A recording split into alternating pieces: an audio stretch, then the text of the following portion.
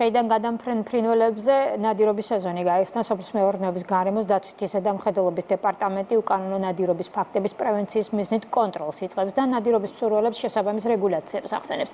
ნადირობა იკრძალება საქართველოს კანონმდებლობით დადგენილ ადგილებში, ქალაქის ადმინისტრაციულ საზღვრებში, ნაკრძალებში, ეროვნულ პარკებსა და სხვა სახელმწიფო ტერიტორიებზე.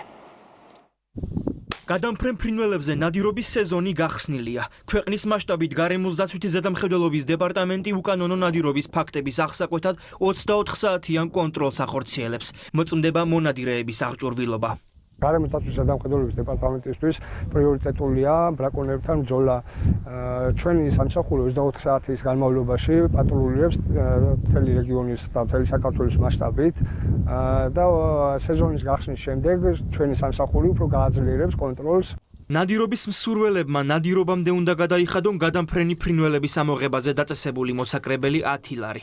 მოსაკრებლის გადახდა საქართველოს ნებისმიერი ბანკიდან არის შესაძლებელი. ქვითარი მონადირემ გადახდიდან 1 კვირის განმავლობაში თან უნდა იქონიოს და შემოწმებისას ზედამხედველს წარუდგინოს.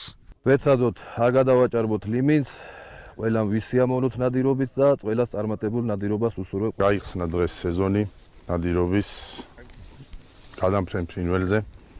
ყველას უსურვებ კარგ ნადირობას. ნადირობა აკრძალულია საქართველოს კანონმდებლობით დადგენილ ადგილებში, ქალაქების ადმინისტრაციულ საზღვრებში, ნაკრძალებში, ეროვნულ პარკებში და სხვა სახელმწიფო ტერიტორიებზე. ნადირობისას ასევე იკრძალება თოფის, კარაბინის ან შაშხანის, ასევე ცივი სასროლი იარაღის და პნევმატური იარაღის გამოყენება. კანონდარღვევის შემთხვევაში დაწესებულია ჯარიმები.